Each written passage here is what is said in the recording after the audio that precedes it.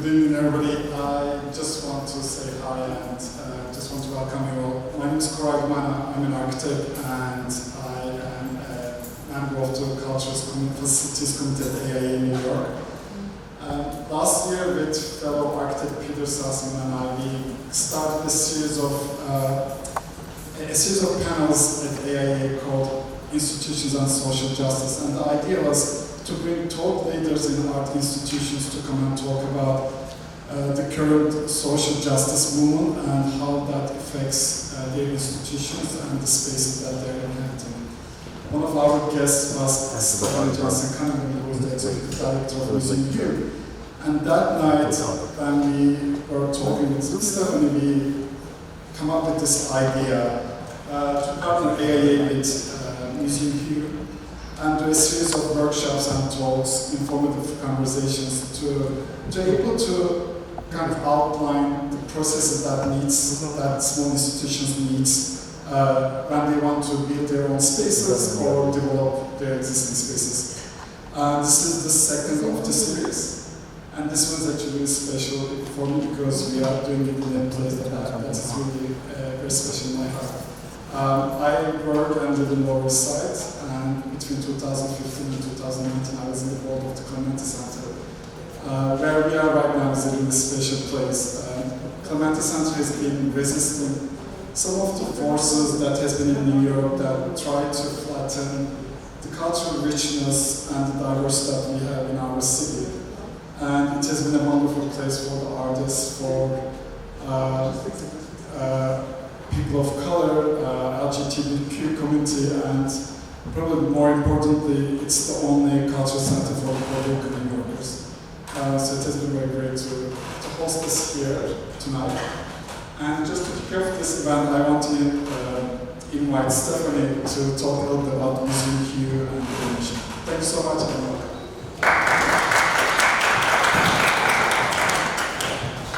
Thank you, Koray. Just to also share a bit about Hue Arts NYC in itself. So how we came to building HueSpaces, as Koray mentioned, having a dialogue with Koray and Peter around the importance of physical spaces for entities. When we came out of the creation of Hue Arts NYC, we were able to identify over 400 POC arts entities throughout the city and learn that the vast majority of them do not have their own brick and mortar, one, but two, the fact that those that do have a brick and mortar needed greater support. And so building HueSpaces, we want to be able to have a conversation around the importance of a brick and mortar for POC arts entities and think critically around how we can support other art spaces to also garner their own physical spaces. And so what the American Institute of Architects and Museum Hue have come together to do is to say, how can Hue Arts NYC, the research, the map, the directory, and the report, how can we use this information, this data, to really argue for transforming the arts and culture landscape of New York City in a real way. And so these conversations have been really informative, I think even for myself, but also just for how Museum Hue wants to advocate for, Black, Indigenous, Asian, Latinx, and all people of color arts entities within this city. And so with that, we have launched session 1 in just talking about the overall need for greater conversations and how people can go about doing a capital project. And then also session 2, talking about this very critical space, which is also special to me. Libertad, the executive director, was also on the advisory committee for Hue Arts NYC and was very integral for the work and the research that we conducted.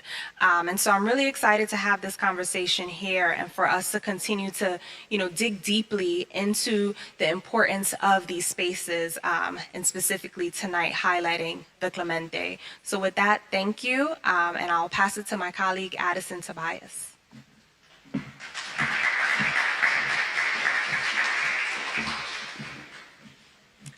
everyone. My name is Addison Tobias, and I'm the Programs Manager with Museum Hue. Tonight, I'll be moderating the session, co-moderating with Peter from AIA, and we're so excited to welcome you all here tonight. So now I would like to go into a land acknowledgement as we really discuss building the spaces for organizations of color. It is important for us to acknowledge that we are building on lands stewarded and built by marginalized communities.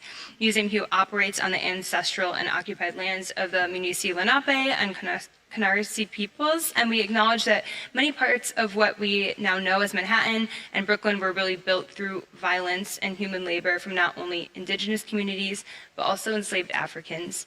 We not only acknowledge the harm caused here, but work actively to be a part of a more just and equitable society.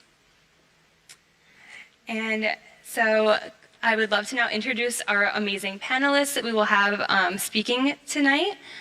So first up, we will have Libertad Guerra, who is an anthropologist, curator, and cultural organizer with vast arts management experience, specializing in the startup phase and strategic turnaround of community-based cultural organizations with an intersectional approach.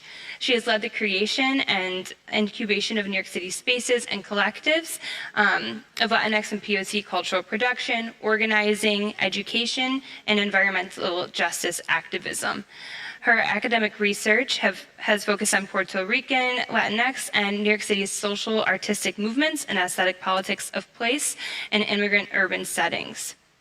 In 2020, she became the executive director of the Clemente in downtown Manhattan, which has seen exponential growth since 2020.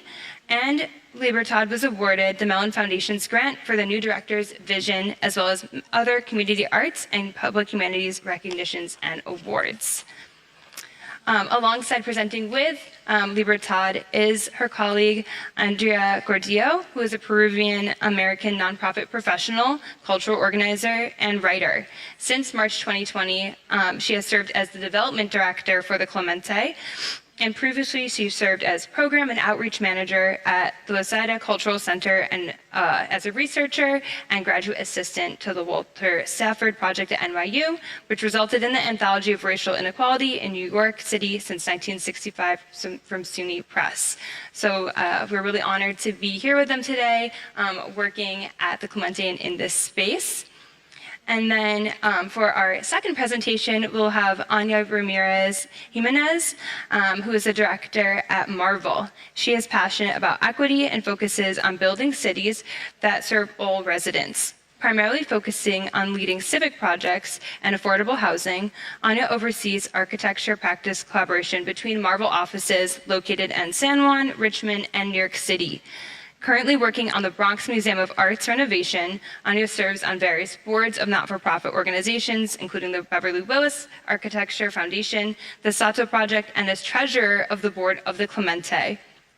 She also serves on the AIA Honors Committee, and originally from Puerto Rico and with New York City as her home base, Anya received a bachelor's in environmental design from the University of Puerto Rico School of Architecture and a Master of Architecture from Columbia University. And last but not least, we have Ron Innocent, who is the principal and managing director of project management at Denham Wolf. Ron has been a key member of Denham Wolf's project management team since 2007, and drawing upon his extensive background in facilities planning, design, and construction, Ron brings a sophisticated understanding of all aspects of the project management process to the firm and its clients. As managing director of project management, Ron leads the team's key initiatives, pilots new business development efforts, and provides guidance to the firm's project managers. His leadership and commitment to seamless delivery of quality of services allow him to advance the team's expertise in implementing major construction projects. So we are really, really honored to have you all here today to hear from these wonderful speakers. And with that, I am going to pass this to Libertad and Andrea for our first presentation.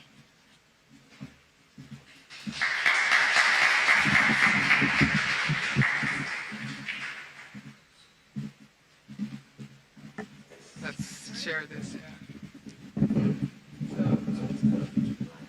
Okay. Thank you for coming today to such a wonkish subject, but that makes such a difference in your everyday life, really, when you're operating from places like this that are just so magical and at the same time so daunting. I don't know if we're gonna get, we created some slides for tonight. I don't know if we're gonna, oh, okay. Yes. So we thought that maybe we would start a little bit with our particular model, because it's always good to know that capital projects are, there's kind of ways to shortcut them in a way, and that's what our mission kind of exemplifies. This next slide. This is what our 5-story building is composed of. Yes, hello. This is basically how we share the space in our building. We're the umbrella organization for these different types of uses of space that include 4 theaters, one of the biggest one being the one we're in, 2 galleries, a parking lot that also serves as an outdoor plaza, and then the last 2 floors of the where it used to be the classrooms and the gym, were converted into artist studios. So just so you know, like the overall ecosystem. Obviously, the Clemente comes from that time of the 80s when the city was disinvested and a lot of community and cultural organizing people were going into buildings and safekeeping them. And in a way, back then the city was glad to give it to people to do sweat equity on them, and there wasn't much regulation. So a lot of the construction places that happened here were, as we call it, guerrilla style. That was the capital project model back then. And we still live with some of the consequences, some of them very creative, like a little theater that we have here called Caballitos, where the students and the artists here improvise to take the discarded seating area of the original amphitheater of the school and make it into the first puppet theater of the area. So we still have that, and it's kind of a jewel. It should be like a landmark in and of itself for its creativity, but at the same time, other things persist that as you go along into the process suddenly pop out of thin air, like violations from where people were constructing things in their ad hoc ways. And then that's part of the process and the art of managing capital projects and renovations whenever you have the courage to and endure them. So next slide, this is part of our model. I want Andrea to talk a little bit about how the model fits the mission. Sure. So I believe you all know a little bit about our mission. We're a collaborative platform, and we believe in an inclusive and collaborative philosophy that was very much a part of Clemente Soto Vélez, who was a poet, a political prisoner, and a unionist, who mentored many poets and artists. So we have this collaborative sort of model, and this is a very large and imposing building. It's 100,000 square feet, and we're home to 13 small nonprofits. So this is a collage of all of the several of the organizations that are housed here. And the Clemente is the primary we have the primary responsibility to steward this, the building, and so we're primarily responsible also for our capital planning. And so, yeah, I think that's about it. It's a little bit of a different model than, let's say, we have on Performance Space just down the street, where it's 3 organizations that are responsible for caring and overseeing the long-term health of that building, which I believe was the same architect, similar size on 9th Street, just up the street. So I'll let Libertad talk a little bit more about the next slide, which is about our current capital project. So yeah, just to clarify a little bit, we are on a city-owned building, so maybe sometimes the process might be different for, we're here to talk about from this whole perspective, from the perspective of art, art nonprofit managers. So we are also on the task of stewarding the building for future generations, not just for our own mission-driven practices, and the model of housing different smaller arts organizations could be like a great solution because they basically have the best of both worlds. They get to have the premises, subsidized space, but without the headaches of maintenance and capital fundraising and capital management. So that's our model. But obviously there's, when you're a nonprofit, a small nonprofit, this is what we're here to discuss from the perspective of living through it. So this is the project that we are encountering and that we're about to break ground on by this summer. It's been a labor of love by many people that have been in the administration of this place and previous boards, and it's to make this building ADA compliant. So it has to do with this mission of equity and accessibility. And it will be in the form of an elevator for a place that has artist studios. Can you imagine going to the 4th and 5th floor with you know, it's just stairs, as well as obviously accessing to our different publics that can only enjoy what our programming is under this floor. So part of it is doing the parking lot a ramp so people can, that would be the entrance, because in the original historical facade there's stairs and we don't want to trample with the, you know, original facade. And this is the parking lot, how it's used when it's converted for events. This is the rendering of how it would work. And it would also kind of create a shortcut for people in the Lower East Siders from Norfolk to Suffolk, because next slide, because part of that's another view of the what La Plaza or the parking lot would be. Yes, next slide, because then it would also have to do with opening up this whole lobby area, the gallery being expanded, ADA bathrooms, compliant bathrooms, and it would create, like what I was saying, like a pass-through and more transparency between our entrance in Suffolk. You go through the gallery and then you can cross over to Norfolk, augmenting foot traffic in our galleries, etc. So that's the project that we've been working on right now, and how it went about was through multiple phases of fundraising. Those of you that want to know a little bit of the nitty-gritty, yes, it's kind of like a relay race, especially if it's big, long-term projects like that, especially if an organization will changes in terms of their management. It requires a lot of institutional memory, not just from the organization's point of view, but also from the agencies that you're collaborating and working with. So just keep that in mind. It's like when it's big, ambitious projects that are gonna probably take us, that are city funded and city managed.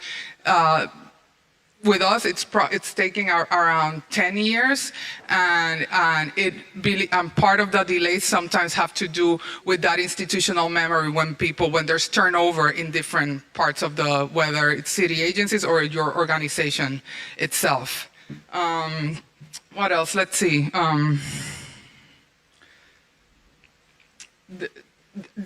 You were going to talk about...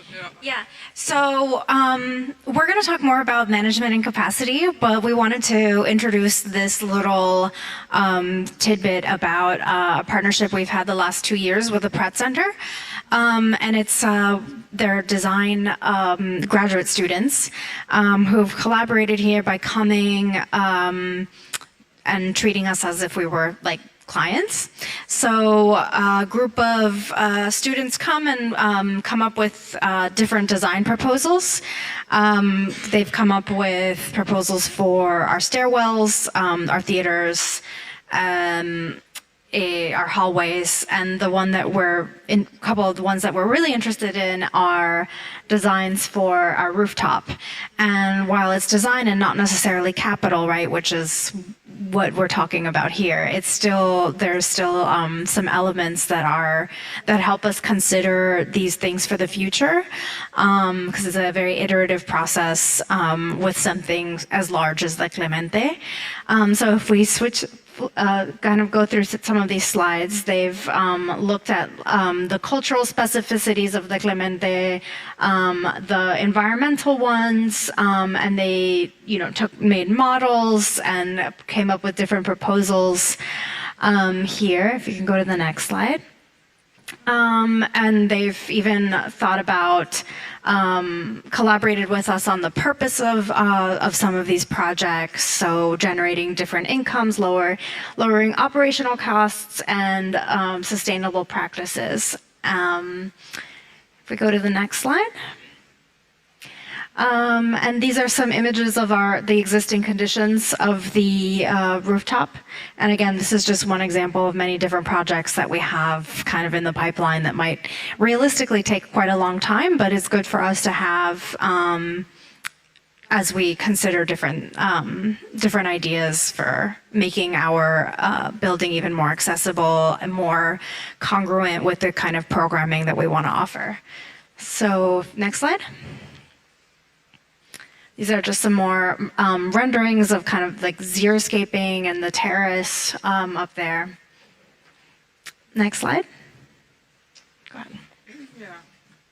So again, that's an example of how you can partner with architectural departments to get pro bono brainstorming going that could end up feeding your projects, because sometimes if you want to apply to a capital project, you before you have the money yourself, you know, who does the designs, who does the renderings, who does the ideas. So maybe it's a way of outsourcing a little bit of that. So just to conclude our segment, this is like from the this is what we consider it's the experiential aspects from nonprofit management that we have to contend with relating the capital project. It has to do with the managing capacity. It is very time consuming when a project is less than more than half of it is funded by the city. So the city would act as your client rep. They would do the managing for you, which in a way it's good because it's less money that you're spending on a client rep. But at the same time, it's very time consuming. It's very, it's the city, and you deal with many agencies. So that's something that one needs to take into account. There's a lot of a high technical expertise that it's needed, and a learning curve. And we definitely recommend having your board have people that are either engineers, architects, contractors, because they will really come in handy. There's the fundraising aspect that you need to think of for yourself. Some organizations are better, have more capacity at managing the process that I just spoke about, or some others have more capacity on the fundraising part. So if you, for whatever reason, can fundraise more than half the project on private, you do have the option of then managing that privately. And that is something that has also happened at the Clemente. In other capital projects, one of our anchor theaters did go through a renovation of their theater. It was also a pretty big capital project, but they raised the funds mostly from private sources, so they managed it themselves, and pretty much the construction took about 6 months to do that renovation. And then the capital funding from the city came more in the form of equipment, which is another model that has happened here. And the loss of space during construction, so programmatically, that's something you really need to think about. It's really hard to predict, especially when you're dealing with city timelines that change a lot. But you will obviously face programmatic loss and reduced rental revenue loss, and obviously the potential loss of visibility during that time, and maybe of even funding when you're not visible. But obviously it'll be compensated later, hopefully, because of what the project brings to your mission. Next. And then this is just some DIY things when we don't go, when you have to make do with capital projects. Just things that we've done recently. This is the caballitos that I was talking to you about at the beginning.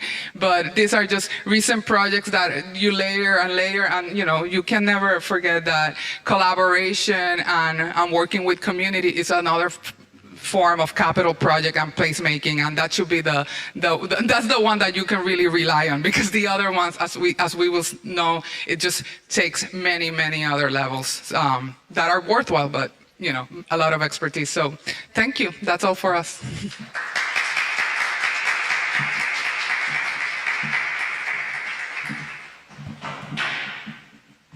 Thank you so much, Libertad and Andrea, for sharing your expertise and your space with us tonight.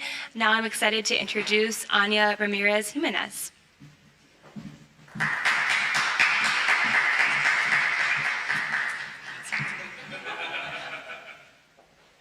Yeah, this will do. Hello, everyone. Hopefully there's some slides. Yes. That's me.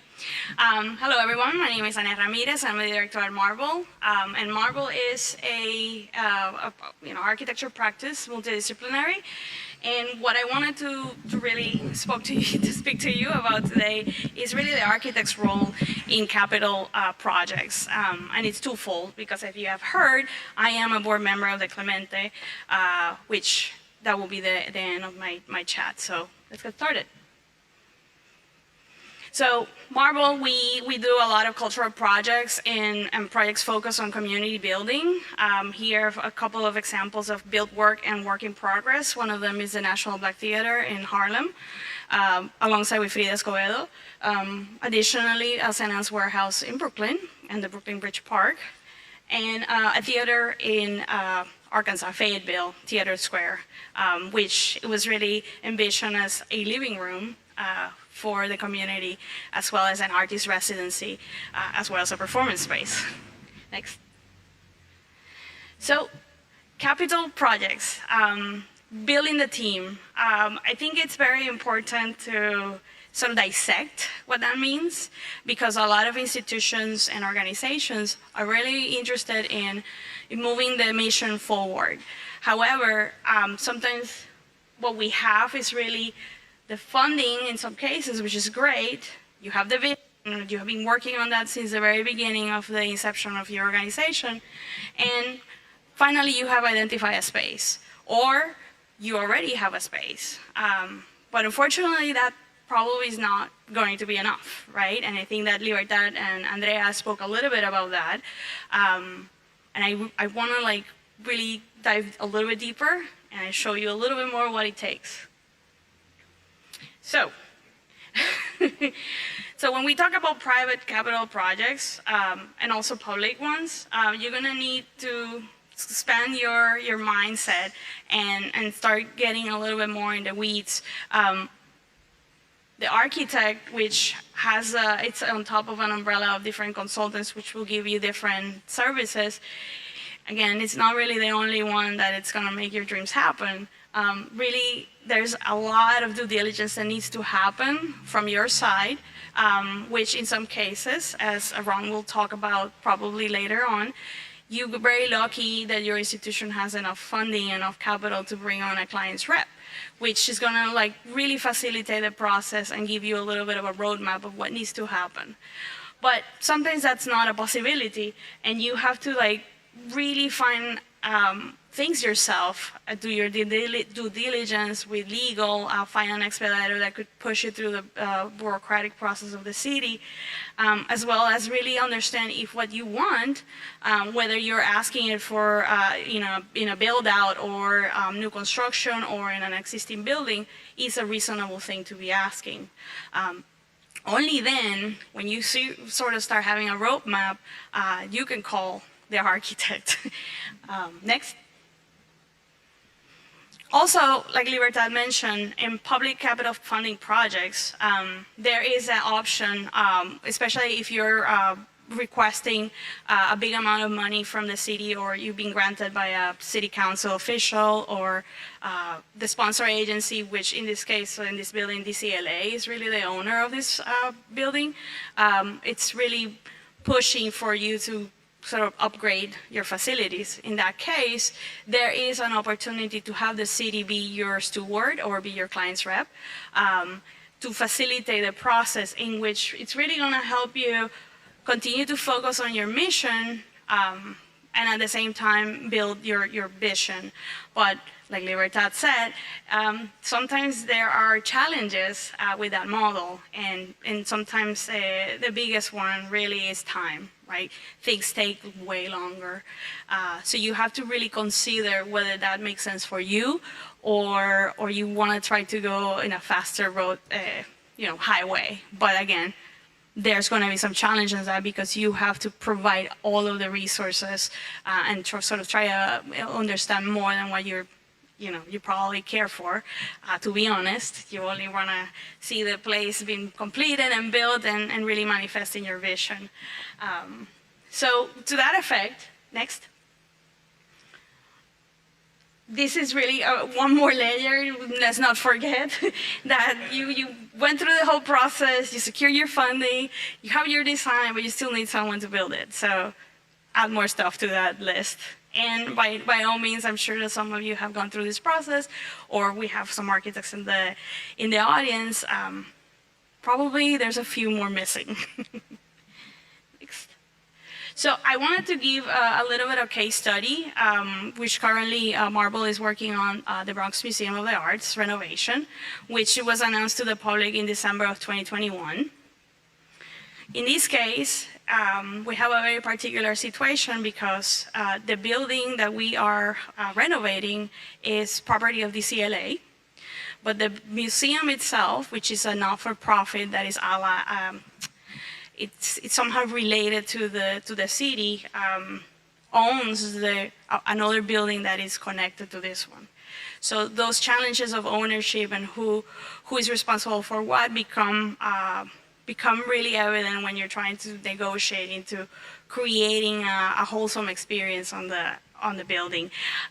In this case, we also have the luck in some ways of having the New York City EDC collaborating and being really the liaison to help facilitate the design and all of the bureaucracy, and help with bringing a CM or a construction manager or a contractor into the project. Next. So for us, it's very important as architects to really attempt to match your mission with the goals of a project. And that's something that, sometimes we hurry up and we want to get things done, but the truth is that the closer that you align the design goals, the closer to the mission of the organization, most likely the outcome will be successful. In our case here, the Bronx Museum of the Arts is really the only institution, well, not the only, there's a few more, but it's really one of the major institutions that is free for the public as a museum. So we wanted to really make a case for that remains, and really create an identity of the museum for the Bronx. That is really one of the biggest challenges, alongside with creating a unified campus, because as I mentioned, there's two buildings here that are the museum. Next. So very important is always to bring every stakeholder possible into the conversation in order to continue to refine the goals that you're trying to aim for, and really provide a voice for everyone, because at the end of the day, everyone is going to become an advocate for the project, and that goes from the city managing the project, the owner of the building or the sponsor agency in this case, and also every stakeholder in the museum for our case, every board member, and everyone, any friend of the institution should attempt, and we should attempt to really capture really the spirit of it. Next. So, this talk is not about architecture per se, but I wanted to show you the progress on the project, which is soon going to go to LPC. This is located in the Grand Concourse of the Bronx. Next.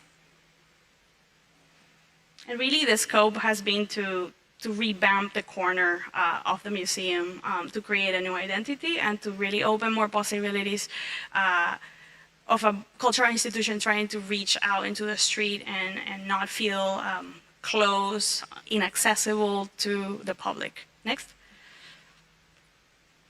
circling back, we always try to test ourselves and say, where did we start? Are we really finishing with being consistent with the mission of the museum?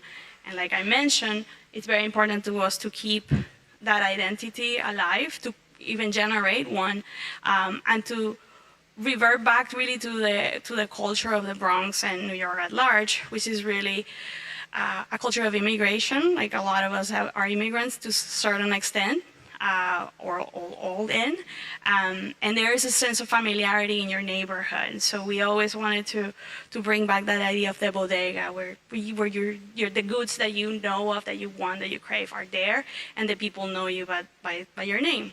So at the end, we're hoping to generate a new living room for the Bronx. Next. So architects not only do buildings or liaison or barter or like convince or become therapists of our clients, we also can serve in boards of organizations that we truly believe that the mission aligns with us. So in my case, I am currently a board member of the Clemente. I am the treasurer, but I'm also an architect. And next. I think that one of the sort of shortcuts or tips that I'm here to share is that I believe that me, alongside another fellow member, Guido Hartrey, board member of the Clemente, we feel like we were brought in at a good moment, because this is such a big undertaking, and the Clemente, again, the executive director and the program director, they're not here really to project manage a building project. They're really here to continue to grow the mission of the institution, to help with the fundraise. So in a way, some of the board members and others, because we have a lawyer, we have broad reach. We help facilitate, we help advise, and in my case, I am able to sort of bring down to the basics what the steps are for the projects, help vision board like what's going to happen to the building in the next 10, 20 years, set plans in motion for that, and really make everything go a little bit smoother. So that, in my case, and I would encourage other organizations, if you have architects that would share the mission, it would be a good opportunity. And it really also depends on where you are in your process. If you're really more at the beginning, which you're trying to fundraise, perhaps the mix is different of your board. But as you get along more into the built environment, it comes in handy to bring other fellows to the mix. Next. So I wanted to finish with some recommendations. I started. Assemble a board of trustees that have diverse backgrounds, that are based on immediate and long-term goals for the organization. Meet with other organizations, which I think that's why you're here, that sort of have gone through the same process that you're about to embark upon. Look for the advice of an architect. Meet with your representatives. A lot of city council members are really available to help you navigate the beginning of projects. They really want, they really have the resources, and I think a lot of people forget that, so it's very important. Don't forget, you will need time. And obviously we're all very impatient, but good projects take a lot of time, and a lot of roadblocks and learning curves are going to happen along the way, and it's very important that you allow for that to happen and not hamper your organization mission, because you might be counting for a space and suddenly it's not going to be available for 2 years, and obviously that's really not a scenario in which you want to be part of. Legal advice is always key, especially when you're entering in agreements with real estate agents. Having your own people to sort of rely upon is very important, and not really follow what perhaps a real estate agent that is not on your side it's giving you advice on. And sometimes there's a lot of empty blanks that you really don't understand, and bring someone that has that expertise. Yes, very important. And this at the Clemente, we had that happen, and we can talk a little bit more about that in the Q&A. Don't forget about soft cost. You know, it's very easy to say, well, my project is going to cost $500,000 or $2 million or 100,000, but there are a lot of costs that are hidden that you don't see, and it could be up to 40% of what you're setting yourself for your actual construction costs. So very important to really think about that when you're setting a budget for your project. And of course, as an architect, I'm going to tell you that good design is really going to make the most out of your spaces, and there will be a lot of reward in finding a good match, because not everyone is a good fit for any organization, but bringing an architect is always going to expand the sort of the lifespan of a facility. So go hire an architect and have one on your board.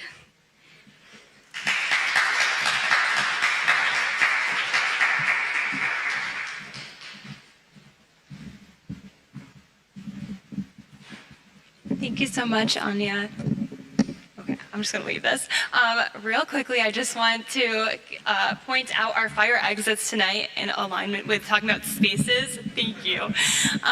We do have our fire exits that are in bold, in red, just around, so please take note of those in case of emergency. Fingers crossed that won't happen. And now I would like to introduce Ron Innocent from Denim Wolf.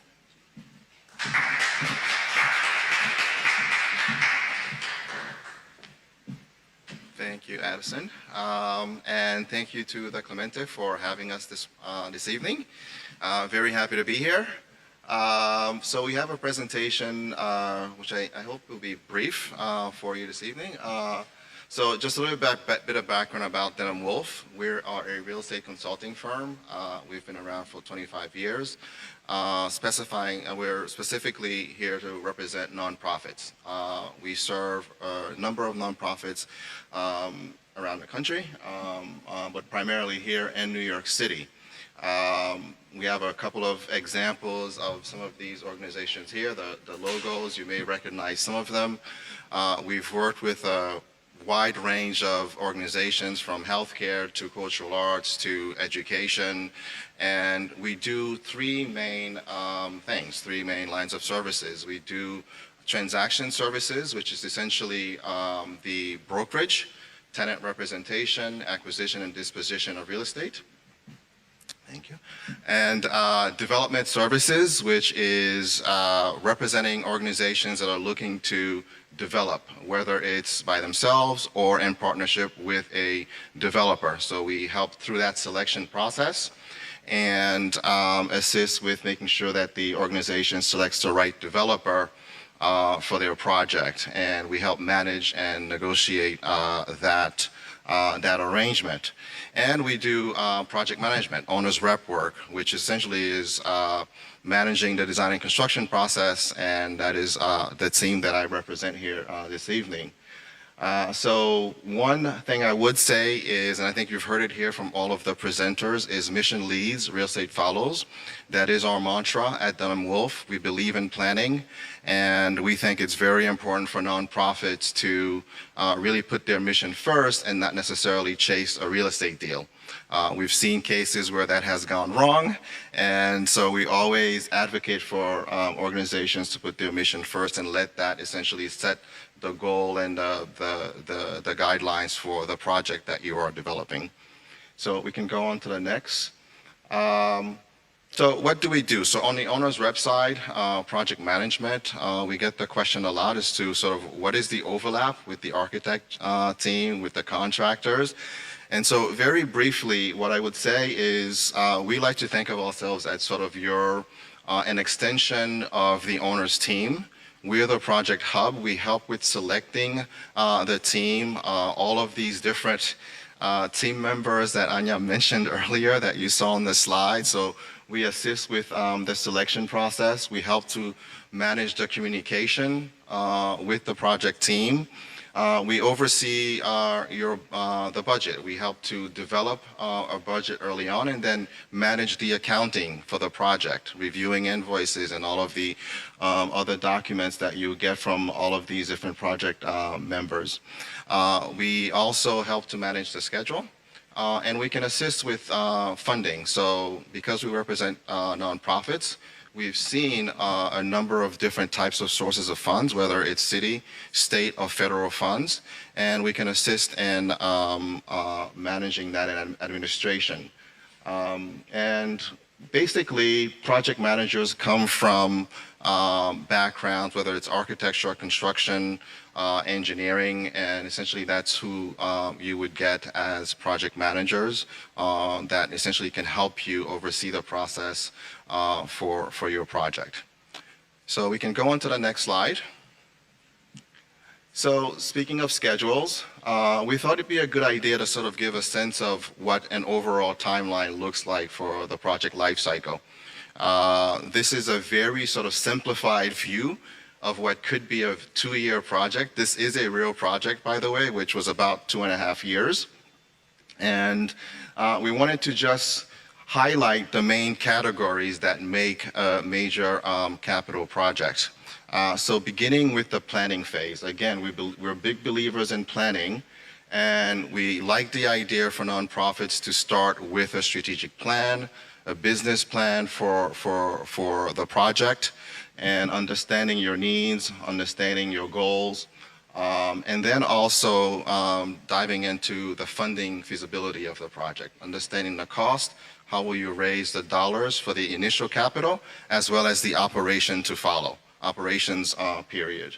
So planning is key. So in the case of this organization, they actually went through that process, and then immediately upon confirming their ability to raise the funds for the project, then they started the process of fundraising, connecting with the local electeds and so forth, foundations that would be supporting, and then also started the search, started the process of looking for a space for this satellite facility. We'll touch on later today as part of the presentation the idea of city-owned or publicly owned buildings. So this is a case where the organization was actually going into one of those situations with a developer, and within a developer that essentially had acquired city-owned land. So we started the search.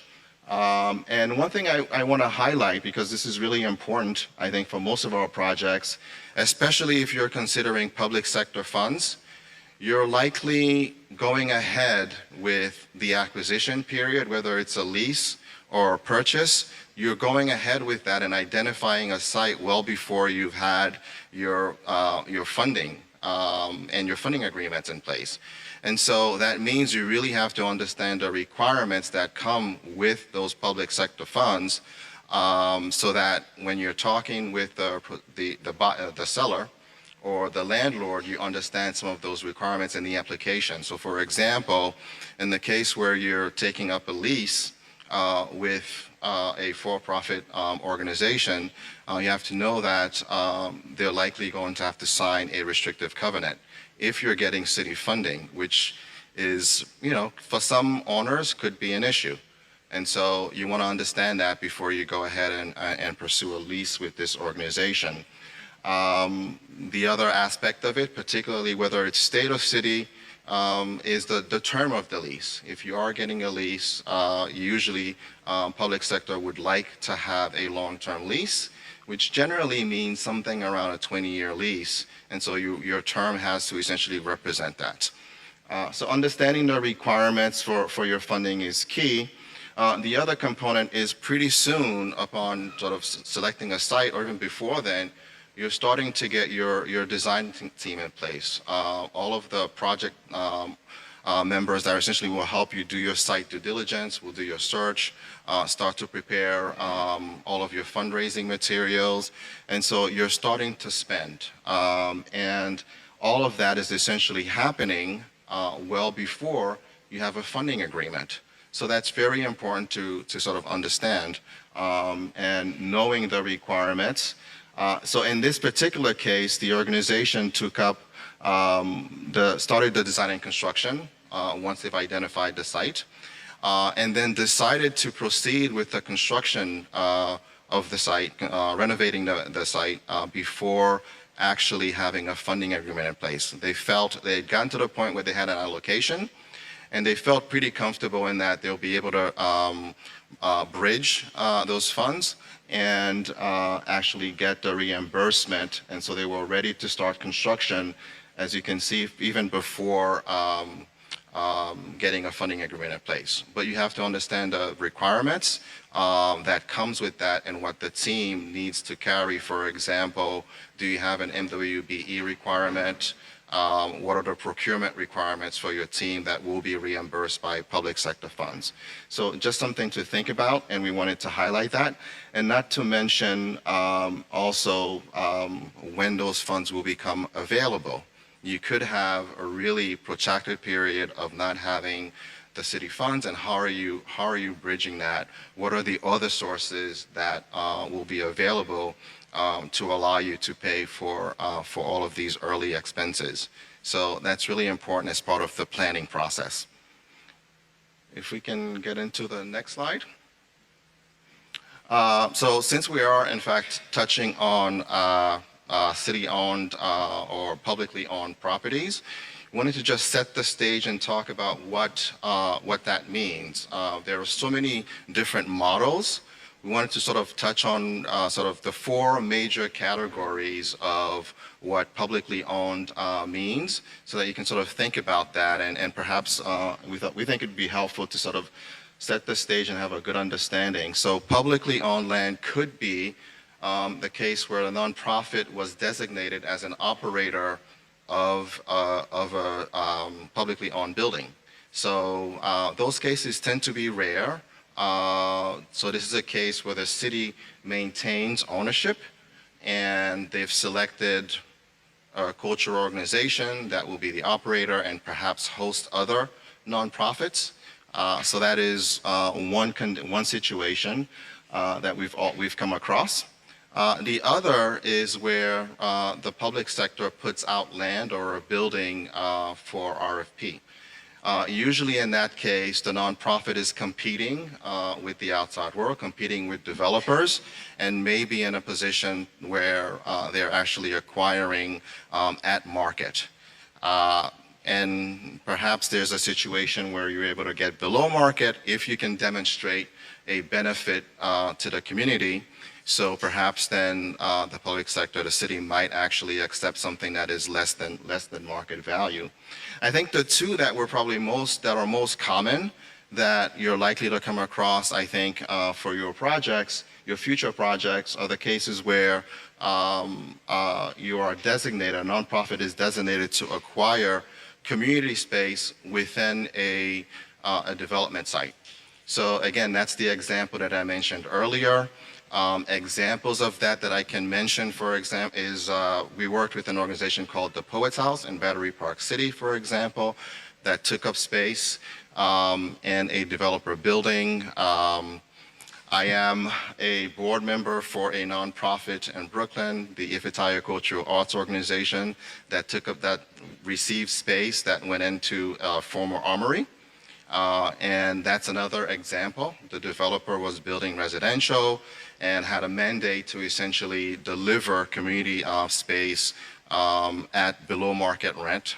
Sometimes it's $1 for nonprofits, and Ifitaya was lucky enough to get into that and be one of the few organizations that got space there. So that's an example of that.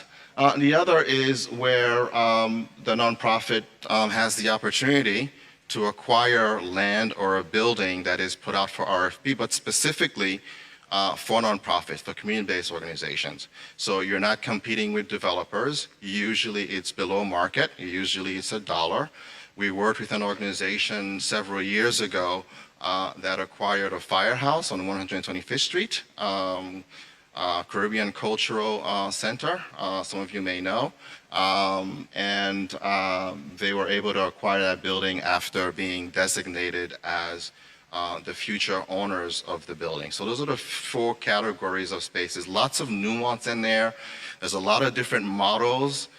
For example, if you're going into a developer building, the nonprofit may be designated after the developer is selected. We've seen models where the nonprofit partners with the city and puts out an RFP. And so they're pre-selected. So lots of different models that you might see. There are even cases where the city maintains ownership and has a condo, and it could be a rent to own. There's lots of different ways in which that can happen. So just wanted to touch on that briefly. Next. So how do you prepare for opportunities, whether it is in fact publicly owned land or buildings, or you're preparing for a major capital project? Having a plan, having a strategic plan, a business plan, I think is very important. We have found organizations that take the time to do the planning are able to take advantage of these opportunities as they come up. And that continues to be the case, and I think is always a good thing to do. Engaging your stakeholders, you've heard it earlier, your board members, local elected officials, those are the folks that will know about these opportunities.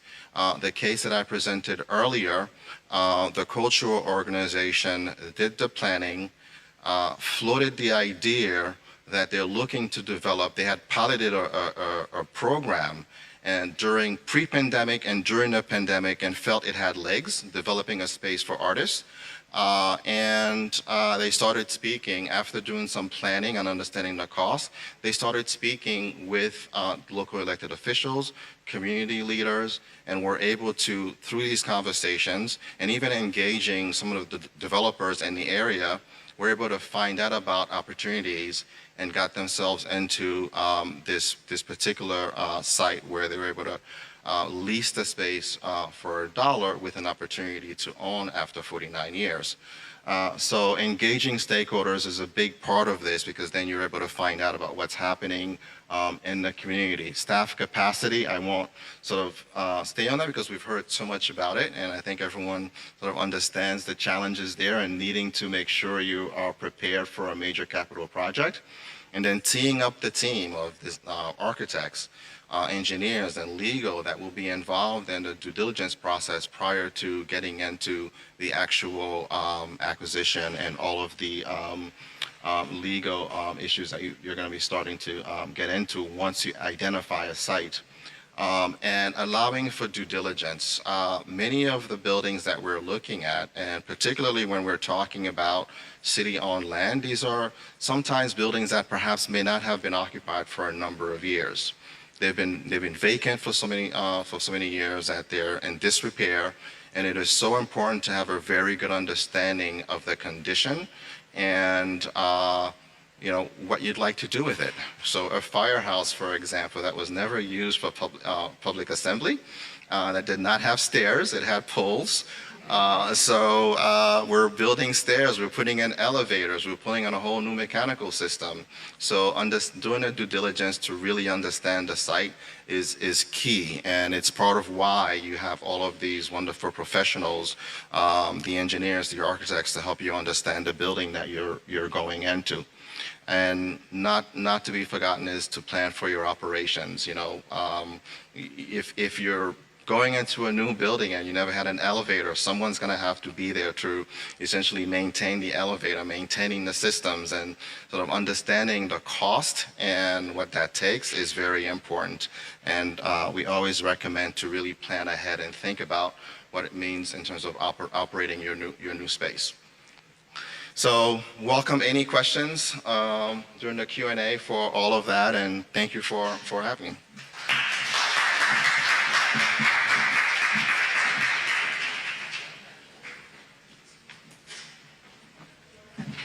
Thank you, Ron. And now I do want to move into the Q&A portion. I want to thank all of our presenters so much for being here tonight and for speaking and your expertise on this. We're going to take a brief moment to bring some chairs out, and then we will start the Q&A portion. Thank you.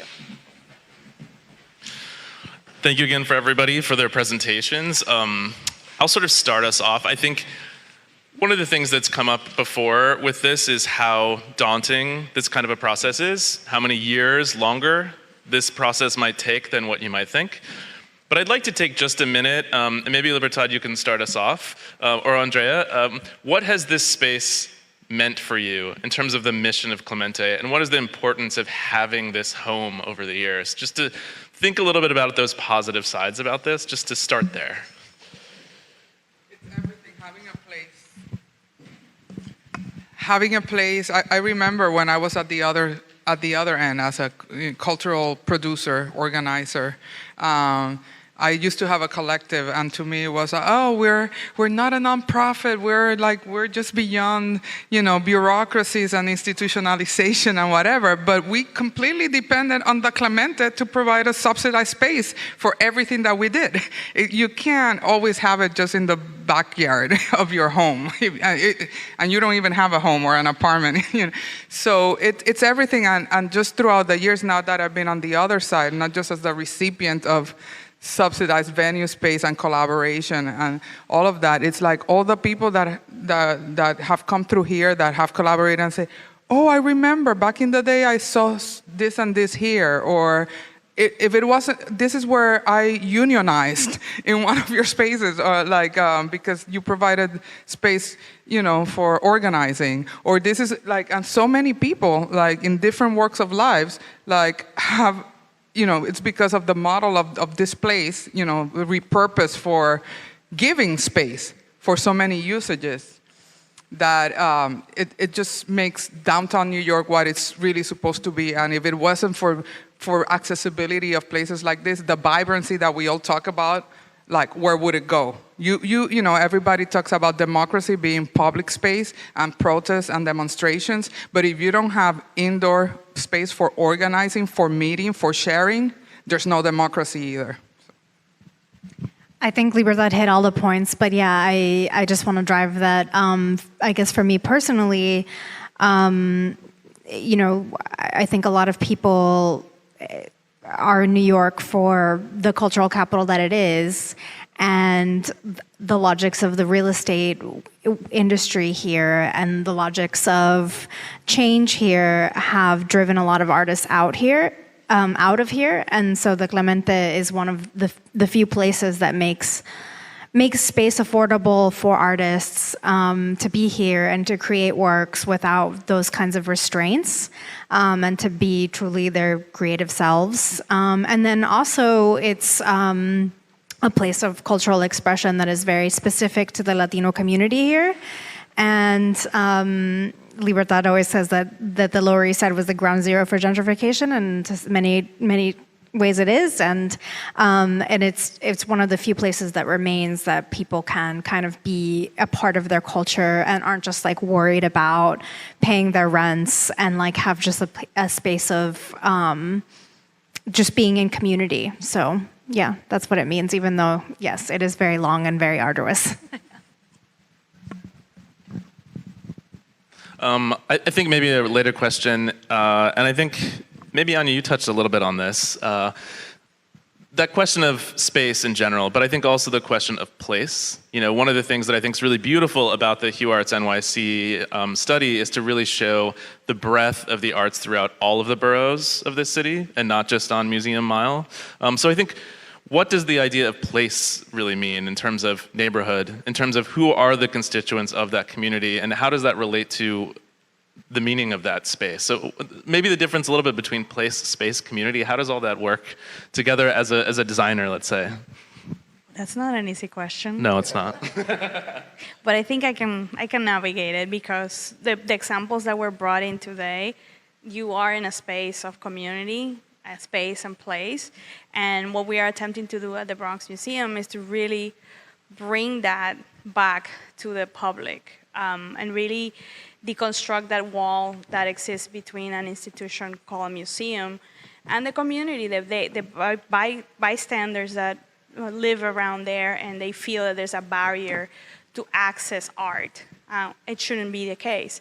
So when you're starting to think about how that community has been constituted over the years, and you understand really the details and the culture, then you can start constructing a narrative for the space that allows them to feel familiar, to feel comfortable. And I think that Clemente does that. Although we are working on making it more visible in the outside, that's one of the projects that we are going to be embarking upon. It is important that no one feels rejected. And I tell this story to my team and even to our client is that sometimes when you are, you go to Soho and you go to a fancy store, you want to just go see the product and maybe you can afford it. But sometimes you feel that everyone has eyes on you, that you're being inspected, that you're being regulated. And I think that is something that we need to work with the spaces in order for people to feel welcome. And obviously, the Clemente is a Latino-focused institution, but that doesn't mean that we want to close the doors for anyone in this neighborhood. Chinese, recent immigrants, Russians, any culture. You really to create a new community, because I think that that's what one of the founding principles of New York City is really these different layers that sort of create something new. And I think that that's really what we're trying to do nowadays. I would just add that space is more attuned to real estate, which is the filter of everything in New York, and place is more where you create memories and where you have a sense of, an experience. And in terms of Latinx, yes, it's Latinx, but Latinx can be host to the world because we contain the world. So we're diasporic, so that's why the Clemente has always been such a vibrant place, not afraid to look beyond its own belly button, So we are very proud of our mission, and from a point of very sophistication and also comfort, we can engage with all the cultures of the world. Maybe this is a question, I think, for everyone. Let's say, I think a lot of the audience that this particular series of panels is trying to reach are those smaller arts entities who haven't quite done this before, or they're just starting to think about this. So maybe, Ron, starting with you, since there's also a lot of nonprofit leadership on this team, as well as people with skills within the architecture and planning community, if you are one of those entities and you've never done this before, who's the first person you call and why? Can I be biased? Yes. No, I think it's important to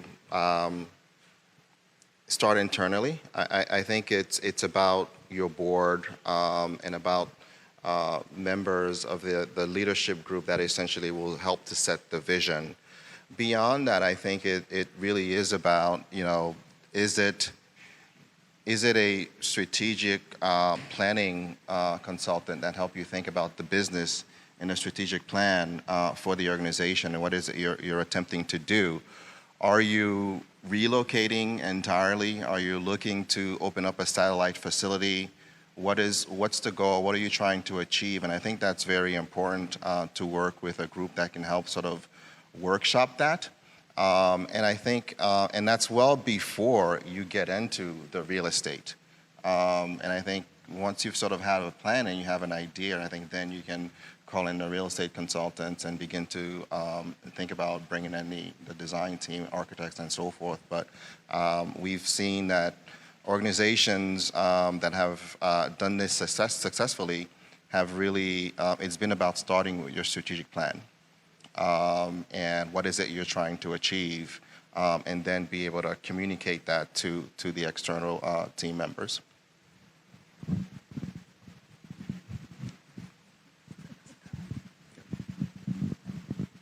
Me? Okay, I'm gonna go very quickly. As I mentioned, city council members, your local community board, they do have a land use and planning committee, and they have the cultural committees as well. So they actually are resources very near of whatever your sort of geography is that you can start reaching out to. And not to sound too esoteric, but you sort of have to put it out there in the world that you want to do this.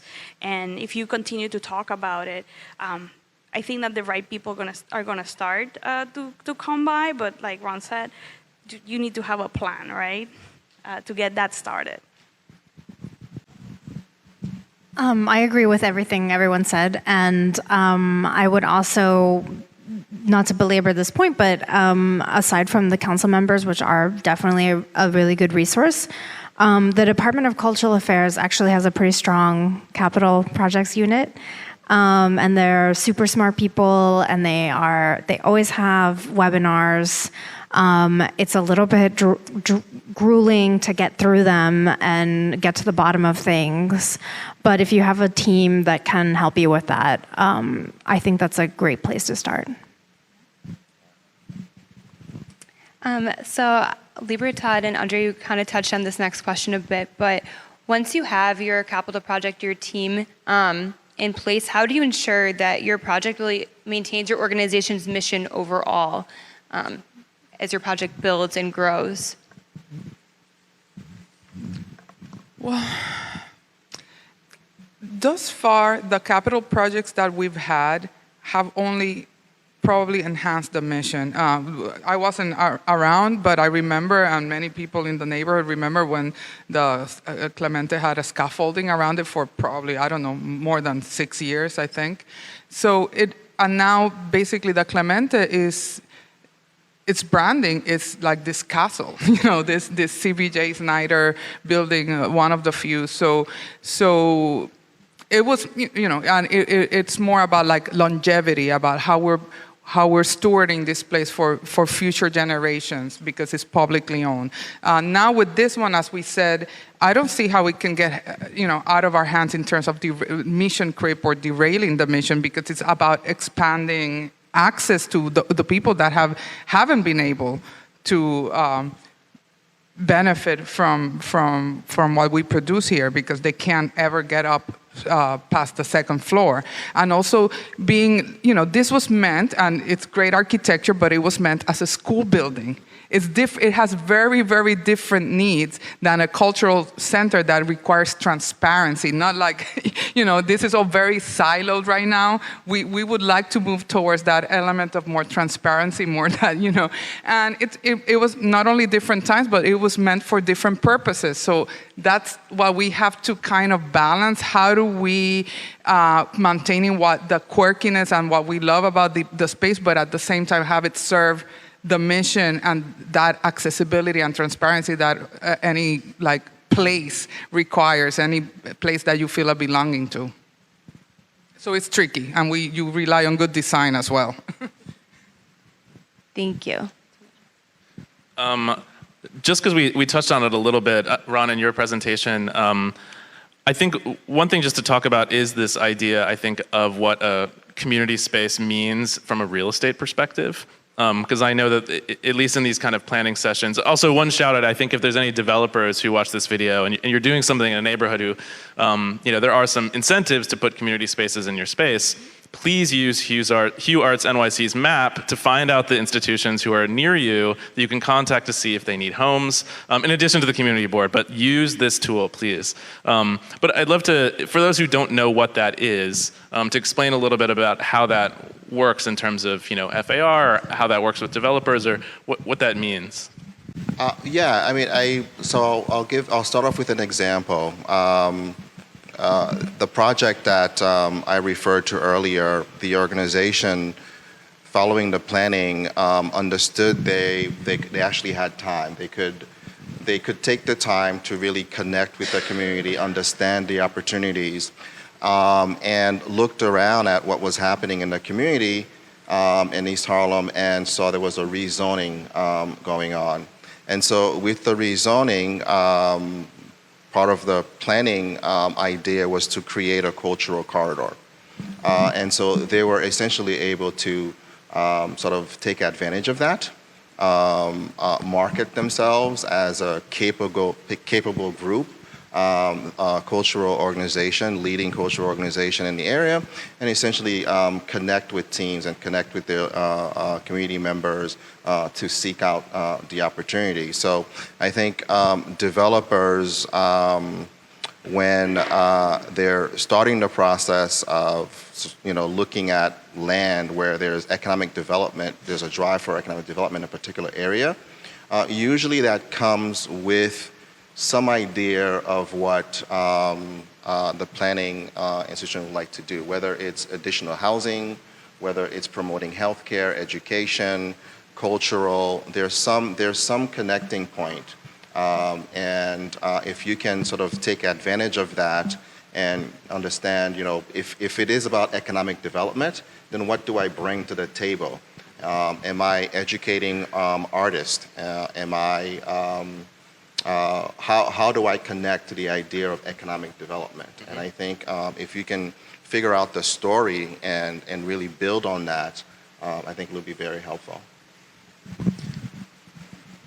Again, very quickly.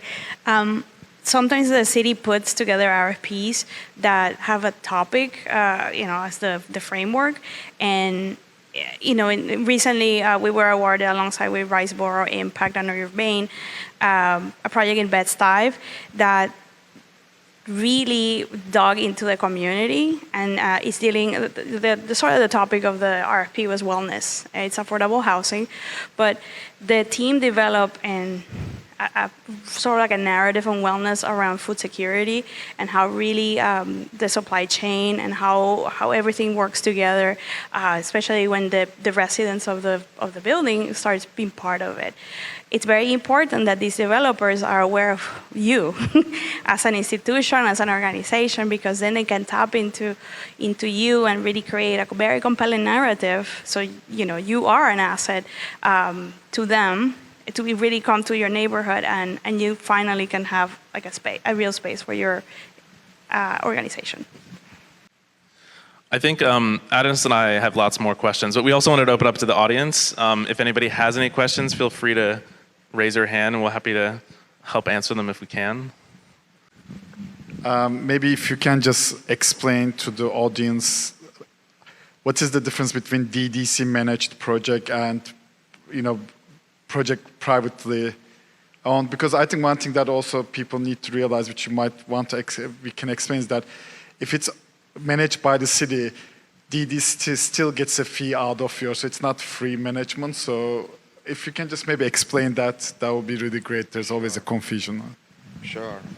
So, the city gets involved in a couple of different ways. If you're getting a city capital funding for your project, or if the city remains the owner of the site. So if the city owns the building, then likely you will have DDC. I think sometimes Economic Development Corporation, but DDC is likely to be your project manager if you're in a city-owned building. But with capital funding, what tends to happen is, particularly Department of Cultural Affairs, because we're talking about culturals, Department of Cultural Affairs would partner with either DDC or EDC, Economic Development Corporation. DDC is Department of Design and Construction for the city, and one of these two agencies are likely to be the agency that would essentially manage your funding agreement. And there's some nuance there, but one thing to know is you can either have the city as your project manager, sort of hiring potentially the architect, hiring the contractor, whereas there's also the opportunity where you can then, if you're doing a sort of a pass-through, then you can then hire these consultants directly, select them directly, hire the design team, the contractor, and manage the project yourself. So a couple of different approaches that the city tends to follow. There's always a cost. I think DDC, is something around, if I'm not mistaken, don't quote me, but might be something like 15% of the fund, the grant. And I think EDC, it's something around 3% or so, something like that. So something to keep in mind that essentially takes off the top of whatever you're allocated. Any other questions from the audience?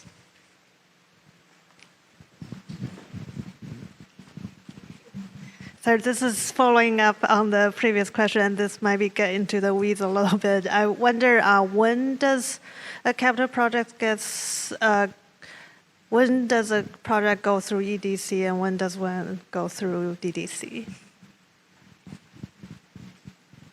Take that. So just I'll give you just a note on this particular topic. I think it was mentioned. I think mentioned earlier the DCLA does a workshop. Great workshop. I think every year. I think it's around the fall, if I'm not mistaken, where DCLA will put on a workshop that talks about the application process and the administration of funding. And it's a great workshop, very detailed. EDC, the funding agreement group at EDC also puts one, does one. I think they still do every year. That particular workshop is a little bit broader. It talks about capital projects altogether, but I think it's a great one. But DCLA, I think, makes I'm not entirely sure of the process that DCLA goes through before allocating to one or the other. But I think generally speaking, you can expect to have DDC involved if you're doing an equipment project. EDC, if you essentially are managing the project yourself, you can expect it to likely go to Economic Development Corporation. If you're essentially managing the project yourself. If you are in a city-owned building, I believe it will go through DDC. But again, the folks at Department of Cultural Affairs are really great. You can always reach out to them and they can help sort of guide sort of how these things go. One caveat, I know we're working on a project that's self-managed that is going through DDC. So they're changing some of it too. Yeah. Thank you. I am familiar with CCCADI. I'm a fellow, I think in the 4th class. And that's how I found out about this event tonight. I've gone also through the ArtSpace Immersion Program. I don't know if you know them, the ArtSpace organization that build artist housing, not-for-profit artist housing, all over the United States. Yeah, Hawaii. And they have an immersion program where they go from city to city and teach the format for getting a building, encouraging artists to get buildings. But I've never heard of the city being a part of it. I took it in another city, so this is interesting. What I'd like to know, if you're doing a cultural organization and you want to participate in the developer program, does it have to be in your neighborhood where you live, or does it if you're doing a community-based, you have to live in that neighborhood? I think if you're an organization that is looking to partner with developers or go into one of these spaces where a developer is building the cultural space, I mean, generally speaking, you're probably more likely to be designated to essentially be the favorite if your organization is based in that community where the project is taking place.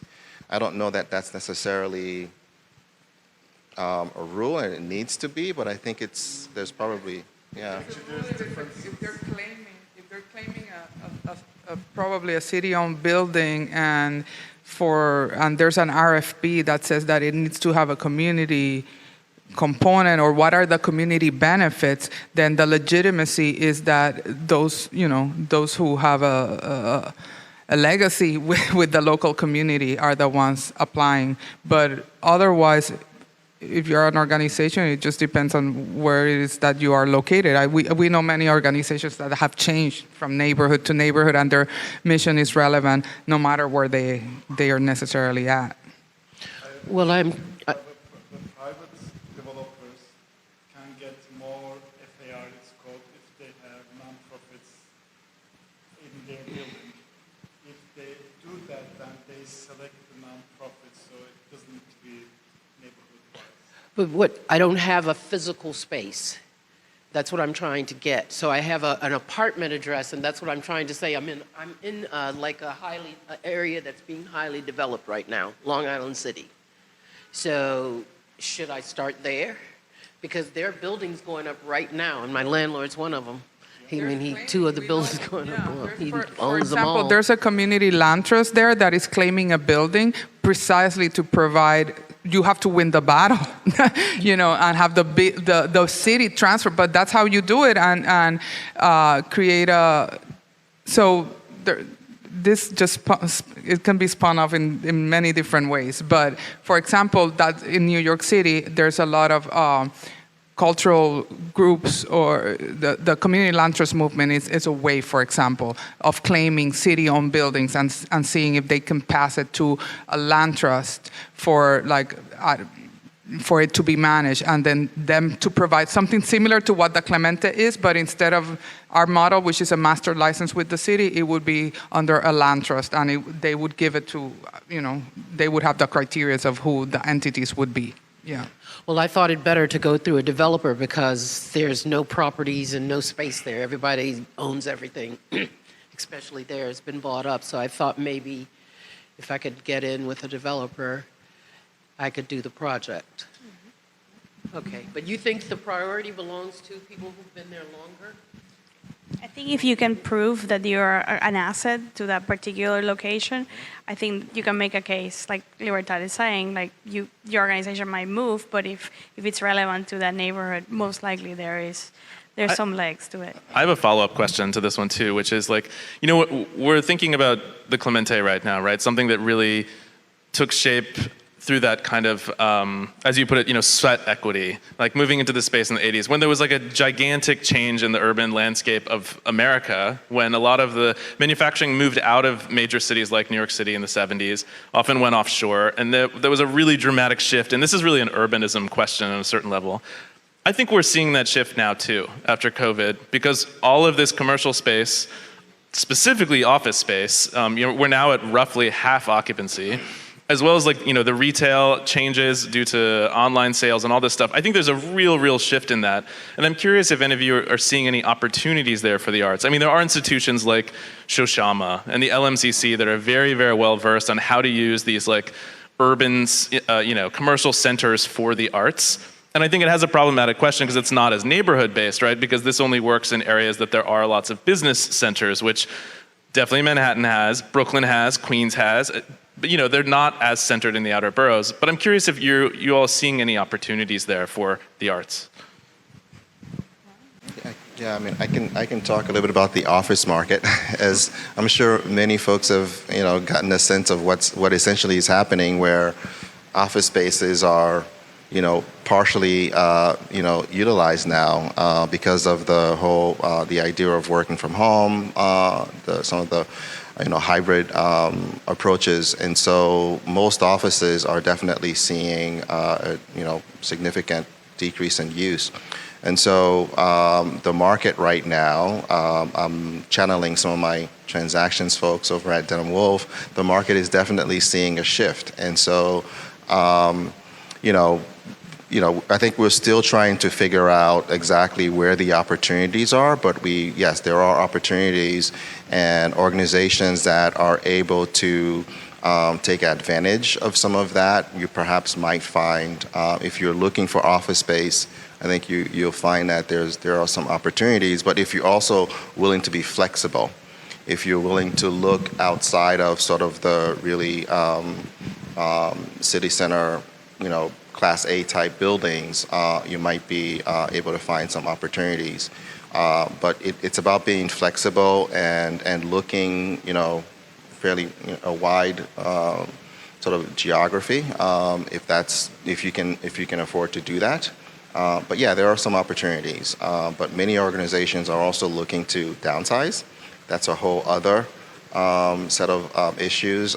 If you're looking to reduce your office space, then there's a conversation to be had with an owner, and it's that owner is also getting that same question from a number of other tenants, and so that's something to just sort of keep in mind. That helps. Well, it's also an opportunity to change the model and to take it more into the advocacy. Obviously, everybody knows the Midtown and that it's a no man's land, and that and that it's been discovered that for businesses to thrive, even the businesses that didn't close and the sectors of businesses that didn't close during COVID, is because more people live there. So that's why now there's plans to have to rezone Midtown Manhattan and to create more residential space and affordable residential space, because that will be good for the businesses that actually survived. If you have people that are living there and you see spaces as part of your your environment and your living headquarters, not just a place that gets emptied out at night. But that calls to action, like the larger way of ecosystem, and how arts organizations and artists, not necessarily individual artists with their love, because they're just like everyone, but like arts organizations which create a pedestrian traffic, which create an organizing, which create a sense of place, that would also be beneficial to the small businesses that are, because we're part of the same, nonprofits and arts organizations are small businesses, and we all provide a sense, character to the spaces that we're located. We all provide a foot traffic. So it's about maybe changing the view of how we look at small businesses versus arts nonprofits, because as more in line in the same sector, and how it benefits the area, and that should be the urban planning, and it's something that should also relate to the role of policy making and advocacy.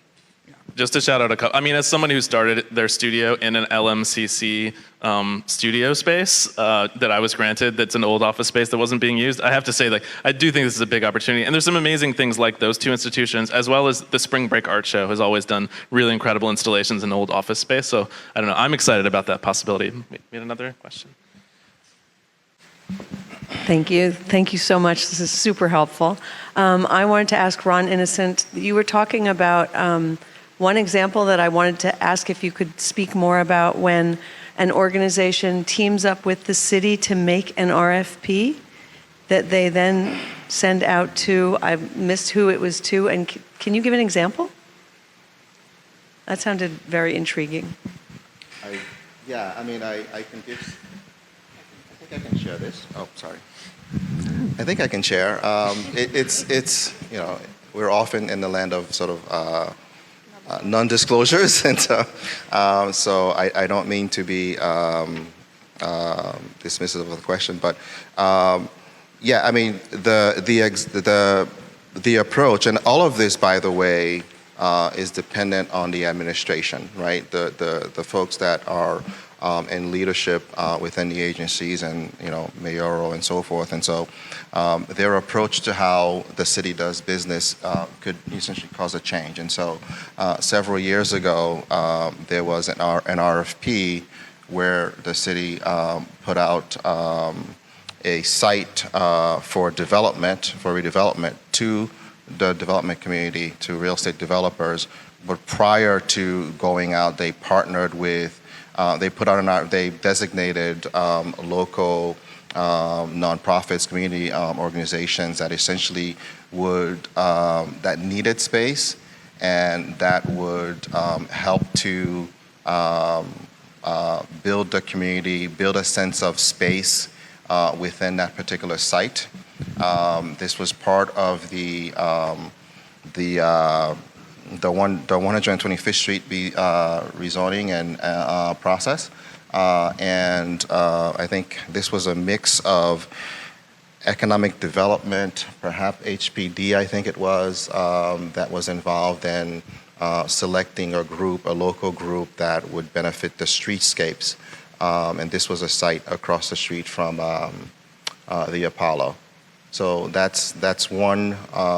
That is one example where the city essentially selected the nonprofits. There were actually a couple of nonprofits going into that community space.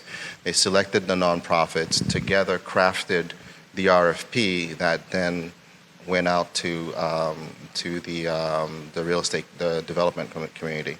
But again, so much of this is about who is in leadership and what the administration, how they view real estate. So I don't want to put that out as if that's a sort of a model that you can count on that you'll get this time around. So I really don't know. That's well beyond my expertise and understanding. I know we do have a couple more questions, but we just want to be mindful of time. We wanted to give some space for some networking, a chance for everyone to mingle and kind of ask questions one-on-one. So I want to thank our wonderful panelists for being here today, for allowing us to be in your space, allowing us to be at the Clemente, for everyone joining tonight. This has been really special and very, very informational. We do have our next session that we'll be designing with care on March 23rd at ArtSpace PS 109.